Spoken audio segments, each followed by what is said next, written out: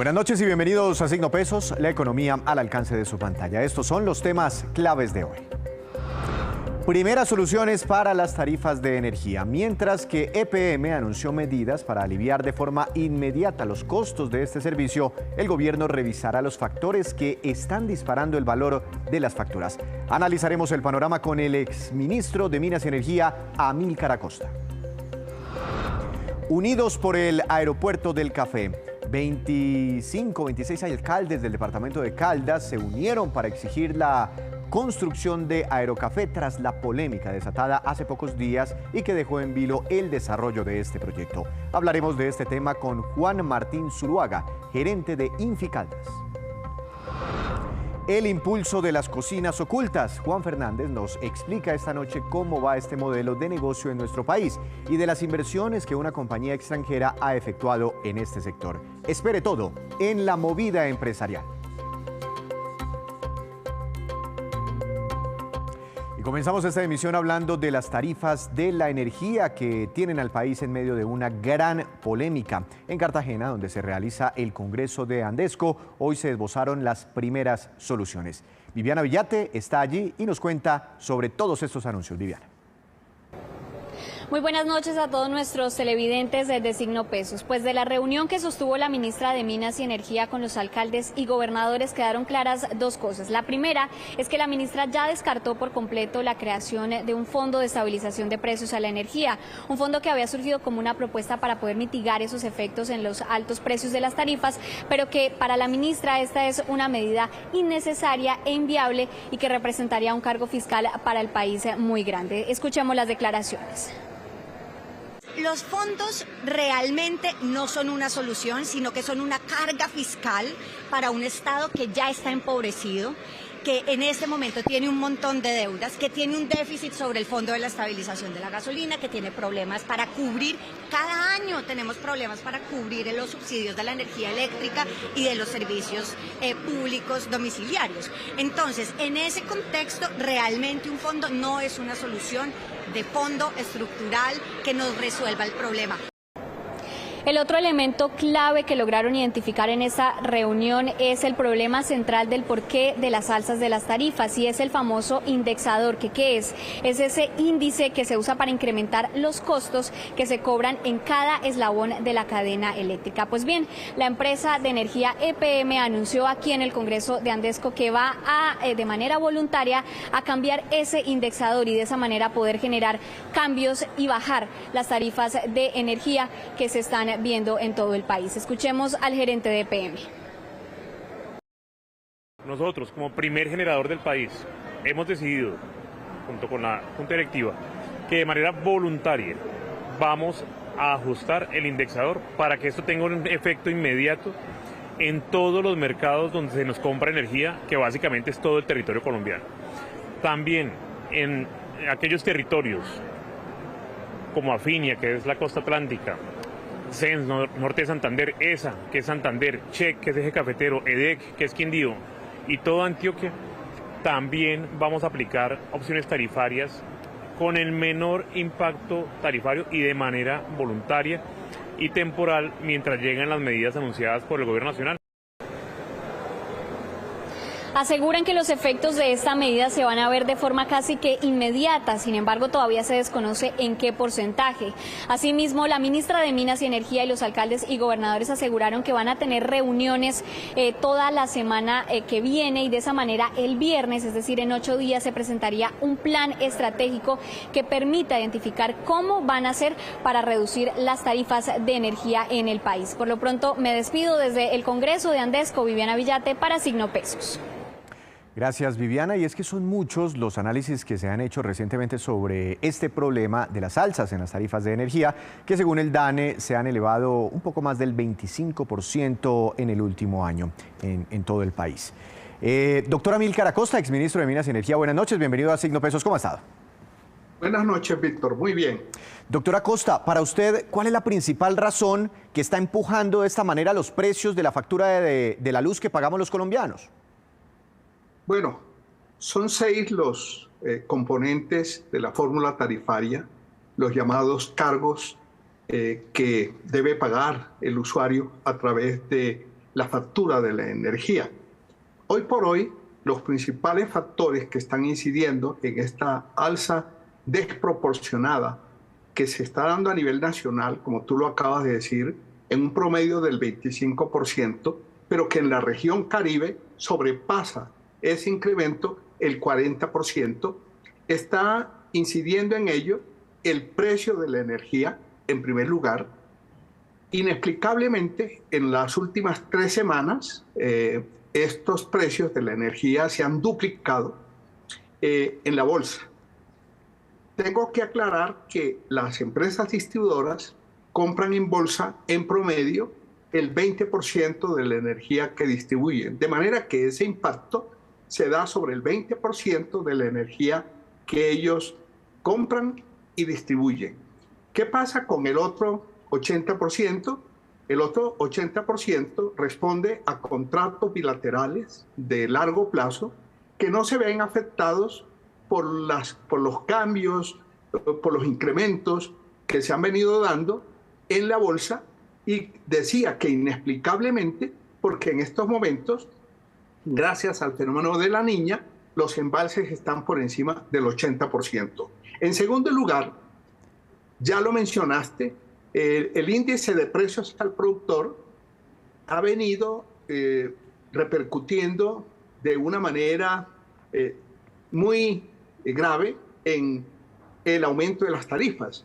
Habida cuenta que este indexador que se ha venido utilizando de manera ordinaria, el año pasado el DANE modificó la metodología para el cálculo de este índice de precios al productor.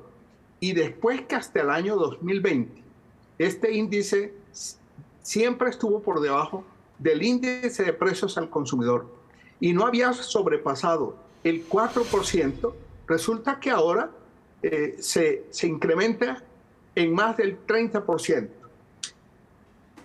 Una de las soluciones que se están planteando y que yo comparto es que el gobierno, a través del DANE, que fue quien hizo el cambio de esa metodología, proceda a suspender la aplicación de esa nueva metodología, volvamos a la metodología anterior, sí, y se establezca un índice de precios al productor propio, aplicable al sector energético, porque el que hoy se está aplicando se está viendo afectado por costos en otras actividades que nada tienen que ver con la generación, transporte y distribución de la energía. Doctora Amílcar, claro, estos días se ha hablado de esos 6 componentes que pagamos con el recibo de la luz. Usted menciona el transporte, la distribución, la comercialización, y uno más o menos entiende por qué suben algunos de estos... Las restricciones también. Claro, por las restricciones, por qué suben estos componentes. Pero hay uno del que poco se ha hablado y es el de las pérdidas. También las estamos pagando en el recibo de la luz. ¿Eso a qué hace referencia y eso tiene un gran peso dentro de la factura de la luz? Mira, técnicamente la energía, al transportarse desde los centros de generación a los mercados en donde se distribuye, hay unas pérdidas que obedecen a la ley de la termodinámica. Esas pérdidas se catalogan como reconocidas por parte de la regulación y está incorporada como uno de los cargos en la tarifa de la energía. En promedio, esas pérdidas reconocidas a nivel país están en el 12.5%. Mas, sin embargo, en la región Caribe, concretamente en el mercado Sol, que es el que sirve aire, y mercado Caribe, que es el que sirve Afinia, se estableció una regulación especial por parte de la CREC y están reconociéndose pérdidas por más del 30%, es decir, casi 3 veces las pérdidas reconocidas en el resto del país.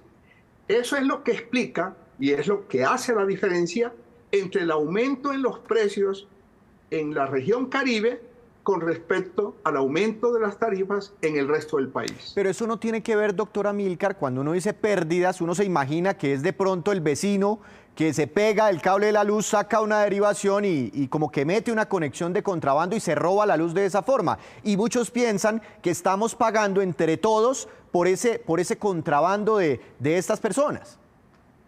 Esas pérdidas a las que tú te refieres son atribuibles al robo de energía y a las instalaciones fraudulentas.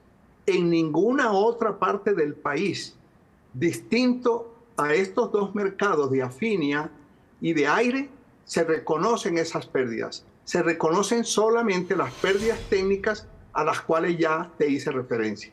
Ah, entiendo. Entonces sí, unos usuarios Buenapaga están pagando... Justos por pecadores. Justos por pecadores, eso iba a decir. Ahora, doctora Amílcar, centrémonos en el indexador, en el IPP. Usted me dice que le suena esa idea de que cambiemos el indicador o inclusive, y es lo que está evaluando el gobierno nacional, ¿no? Que se construya un indicador que refleje los precios únicamente del sector, para que el incremento del insumo de Ucrania no termine afectándonos el recibo de la luz, sino que el recibo de la luz solo se vea impactado por cosas del sector. ¿Eso es posible?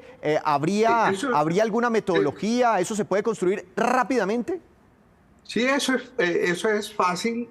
Los técnicos encontrarán la fórmula para establecer un índice de precios al productor específico propio para este sector, y además diferenciado. Yo añadiría que debe ser diferenciado, porque no son los mismos costos en los que incurre el generador hídrico que el generador térmico. De manera que ahí también tiene que haber una diferenciación. Claro. Doctor Amílcar, ¿qué le parece a usted la iniciativa de algunos gremios, inclusive del alcalde de Barranquilla, aunque el gobierno ya cerró las puertas, ¿no?, de la posibilidad de que exista o que se cree un fondo de estabilización de precios para mitigar las volatilidades del recibo de la luz, parecido a lo que ocurre con el fondo de precios de la gasolina? Bueno, por lo dicho de la señora ministra de Minas, y creo que también lo dijo el ministro de Hacienda, eso no tiene ninguna viabilidad fiscal, toda vez que en estos momentos el déficit fiscal heredado del anterior gobierno de 6.9, hay que añadirle 3 puntos porcentuales más, atribuibles precisamente a un fondo de esas características, que es el Fondo de Estabilización de los Precios de los Combustibles, que según los cálculos que ha revelado el señor ministro de Hacienda, este año puede estarle costando al fisco aproximadamente 34 billones de pesos. De manera que en esa circunstancia yo entiendo la posición adoptada por el gobierno, porque esto no habría espacio fiscal para poder asumir ese costo que implicaría crear ese otro fondo, cuando no hemos salido del anterior.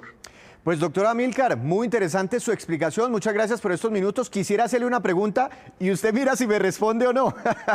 es que me echaron un chisme, a mí no me gustan mucho los chismes y por eso se lo pregunto directamente. Me dicen que usted suena para integrar la junta directiva de Ecopetrol, que eventualmente al presidente Petro le gustaría su nombre allí para que lo represente dentro de la empresa más importante del país. ¿Le han hecho el ofrecimiento o no creemos en esos chismes? Bueno, yo te respondo a ti como le he respondido a muchos periodistas cuando también sonó mi nombre para el Ministerio de Minas y Energía. Mi respuesta fue que el día que un hombre público deje de sonar, se debe dar por muerto. Le entiendo perfectamente. Doctora Costa, muchas gracias. Muy interesante esta conversación. Que tenga una feliz noche. Igualmente, Víctor. Buenas noches. Posibles soluciones entonces a los problemas tarifarios, al incremento en las tarifas de la energía. Hacemos una breve pausa, pero cuando regresemos, espere, ¿cuál es la nueva proyección de crecimiento económico para este año según las cuentas del propio ministro de Hacienda? Ya les contamos. Regresamos a Signo Pesos, gracias por continuar con nosotros. Hace pocos días el país entero y sobre todo los habitantes del eje cafetero quedaron muy sorprendidos por unas declaraciones del alcalde de Manizales, quien en diálogo con el presidente Gustavo Petro afirmó que la construcción de Aerocafé es un proyecto de las élites del departamento de Caldas y que no tiene respaldo popular. Para hablar de este tema quiero saludar al doctor Juan Martín Zuluaga, gerente del Instituto de Financiación, Promoción y Desarrollo de Caldas, Inficaldas. Doctor Zuluaga, buenas noches, gracias por estar aquí en Signo Pesos. ¿Cómo ha estado? Víctor, un saludo muy especial a todas las personas que están viendo el programa. ¿Cómo recibieron ustedes estas declaraciones, esta conversación que se dio entre el alcalde y el presidente de la República? Bueno, la verdad, esta declaración pues es muy desafortunada, partiendo del hecho de que un aeropuerto hoy en día no es un servicio elitista, es un servicio fundamental para la competitividad de una región. Y aquí hay que tener presente que hoy en día tenemos serias falencias con la operación del aeropuerto La Nubia. Inclusive este aeropuerto es operado y es propiedad de Inficaldas y desafortunadamente tenemos inconvenientes de tipo operacional que, para que ustedes se hagan una idea, de alrededor de 180 vuelos que salen y entran a la ciudad de Manizales. El mes pasado, en el mes de agosto, tuvimos 20 cierres operacionales. En el mes de julio, 23, mes de mayo, 18, y es una circunstancia que se repite especialmente en épocas de invierno y que además se ha vuelto más compleja ahora con la activación del volcán Nevado del Ruiz por temas de ceniza. El transporte aéreo en Colombia se ha ido popularizando y esto es evidente y lo dicen organismos internacionales, ya inclusive de los pocos países en el mundo que alcanzaron muy rápidamente índices desde el 2019 después de la pandemia en crecimiento de transporte aéreo. Ha sido Colombia un caso especial desde una perspectiva de aumento del ingreso de la población medio y finalmente de una oferta de servicio de bajo costo. Entonces, yo creo que es darle una oportunidad a la región pensando que este es un proyecto elitista y finalmente es un proyecto necesario y quizás el más importante del departamento de Caldas. Claro, ahora, ese proyecto pues ya estaba como enredado, ¿no? Por unas situaciones ahí particulares con el anterior contratista. Después de esa conversación, ¿cree usted que entre el alcalde y el presidente Petro, cree usted que ya se pierden las esperanzas de que sea una realidad este proyecto? Para nada, no perdemos las esperanzas. Y aquí hay que tener presente lo siguiente. Primero, como lo decía anteriormente, el proyecto es fundamental para la competitividad, no de la ciudad de Manizales, de la zona centro-sur. Integra además la zona occidente, la zona norte del departamento, pero termina siendo una solución de transporte aéreo para el suroeste antioqueño, reconocido por la misma población, por sus dirigentes, por sus alcaldes. De otro lado, es fundamental tener presente que este es un contrato que está en marcha, que tiene vigencias aseguradas y que finalmente tiene contratos vigentes. Hay una serie de entidades que aportan recursos, la más importante es la Aeronáutica Civil, en representación de la Nación. Está el Departamento de Caldas, los INFIs, Infimanizales, Inficaldas, y aquí pues tenemos unos compromisos. Tenemos hoy en día contratada un patrimonio autónomo que maneja los recursos. Tenemos un plan de ordenamiento territorial que plantea como eje estructurador del municipio de Palestina la construcción de un aeropuerto. Este plan de ordenamiento va a ser prontamente presentado al Consejo de Palestina. Tenemos otros hechos fundamentales, una aceptación de diferentes gremios en el departamento de la importancia estratégica.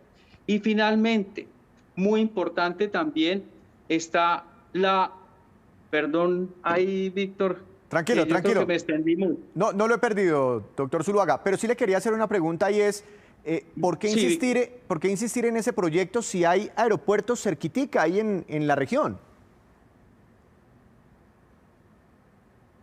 Víctor, perdón, ¿eso de atrás lo podemos cortar? No, doctor, seguimos al aire, doctor. Seguimos al aire. ¿Por qué insistir en el proyecto si tengo entendido que hay aeropuertos cerca en la región? Víctor, hay que tener presente que el aeropuerto de Pereira se encuentra a 2 horas y media de la ciudad de Manizales. Cada vez por temas de tráfico es más difícil llegar y a una persona común le cuesta alrededor de 180.000 pesos la ida y regreso a la ciudad de Pereira desde Manizales. Y aquí, pues, entonces vemos la importancia de un nuevo aeropuerto que se ubique en una zona que le permita operación nocturna con accesos y finalmente con nuevas vías que están en construcción. Ahora, ¿por qué no me habla un poco de la petición que hacen varios alcaldes de esta región al gobierno nacional sobre este proyecto? Bueno, recientemente hicimos un ejercicio donde todo el suroeste de Antioquia, representado por sus dirigentes, reconocen el aeropuerto del Café como una solución de transporte aéreo gracias a la concesión Pacífico 3 en relación con la distancia y el tiempo que toma llegar a la ciudad de Medellín y sobre todo al aeropuerto de Río Negro. De otro lado, los alcaldes del departamento de Caldas han apoyado totalmente el aeropuerto del Café, siendo este estratégico para el desarrollo, como lo mencionaba, del departamento. Claro, después de esa charla más o menos como que quedó la alternativa, o hacemos el aeropuerto o destinamos recursos para otras cosas, pero no hay plata suficiente para muchos proyectos. Como que queda en manos de la ciudadanía la elección del proyecto. Ante esa posibilidad, ¿ustedes qué piensan? Bueno, nosotros creemos que este es un proyecto que ya tuvo una consulta social. De hecho, hace parte del plan de desarrollo del gobierno pasado, 2018-2022. Hace parte del plan de desarrollo de la gobernación de Caldas y finalmente se encuentra contemplado en el plan de desarrollo del municipio de Palestina. Aquí hay que tener presente, vuelvo y repito, que este es un contrato, un convenio de partes que está en marcha, que desafortunadamente tuvo una dificultad, un contratista que incumplió. A este contratista se le terminó unilateralmente el contrato y esto permite liberar los recursos y nuevamente avanzar. Este proyecto, de otro lado, tiene todos los estudios y diseños a nivel 3, a fase 3, listos para construcción. Tiene una gestión predial que ha tomado varios años. Tiene además todos los estudios ambientales, licencia ambiental. Es un proyecto en marcha que para nosotros es muy difícil echar para atrás. Pues doctor Zuluaga, seguiremos pendientes a ver qué pasa, si se frenó o no el proyecto, si va a seguir adelante. Seguiremos hablando de pronto en otra oportunidad. Muchas gracias por estos minutos, por esta explicación. Muchas gracias, Víctor. Se unen entonces varios alcaldes para apoyar este proyecto. Hacemos otra breve pausa, pero ya les contaremos cuál es el funcionario de alto nivel en el sector financiero que acaba de ser ratificado por el gobierno del presidente Gustavo Petro. Y regresamos a Signo Pesos con esta que es la cifra económica del día. 5%. Y corresponde al crecimiento económico esperado para el segundo semestre de este año, según anunció hoy el ministro de Hacienda durante el Congreso de Confecámaras en la ciudad de Cartagena. Para todo el año, el crecimiento sería del 7,7%, superior al 7% que el mismo ministro Ocampo había estimado hace tan solo unas semanas. Y también sería superior al 6,5% que se contempla en el marco fiscal de mediano plazo. Llega la hora de darle paso a la información de las empresas y de los negocios. Juan Fernández, buenas noches. Adelante con su tema para hoy. Bienvenido.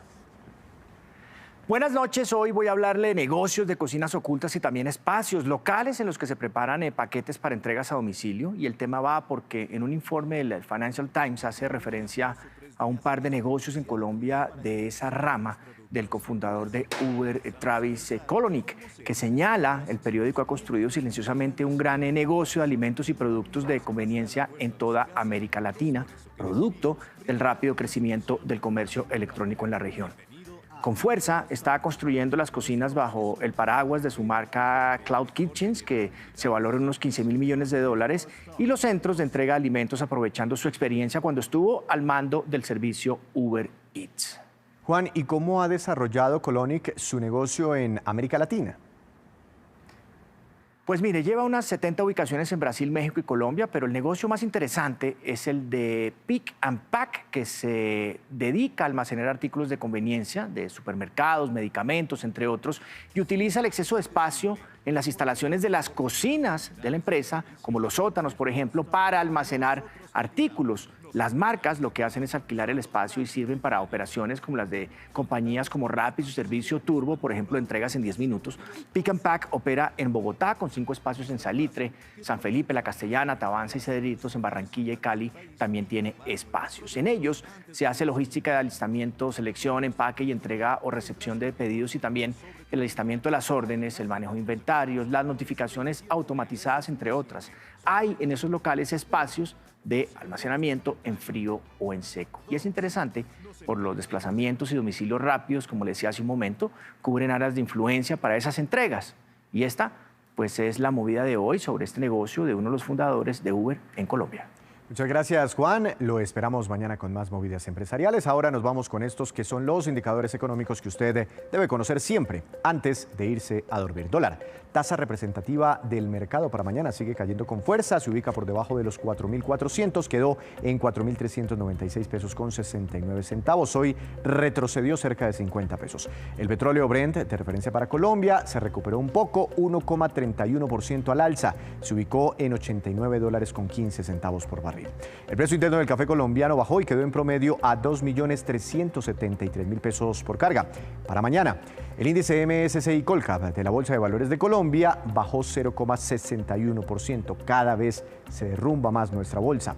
La acción más valorizada fue la del Grupo Sura, con una ganancia de 1,98%. La acción que más cayó fue la de Canacol Energy, con un retroceso de 4,38%. Antes de despedirnos, los quiero dejar con este dato. El doctor Jorge Castaño fue ratificado hoy por el presidente Gustavo Petro como superintendente financiero de Colombia, cargo en el cual se desempeña desde mayo del año 2017, es decir, desde el gobierno de Juan Manuel Santos. Son entonces 3 gobiernos en los que ha prestado sus servicios este abogado especialista en derecho financiero y en desarrollo económico. El mismo ministro de Hacienda, José Antonio Ocampo, afirmó que esta ratificación de Castaño es una señal que quiere enviar el gobierno nacional, una señal de confianza para el país, para el sistema financiero. Así terminamos por hoy. Los esperamos mañana con una nueva emisión y con toda la información económica que usted necesita saber. Recuerde, esto es Signo Pesos, la economía al alcance de su pantalla. Que tenga una feliz noche.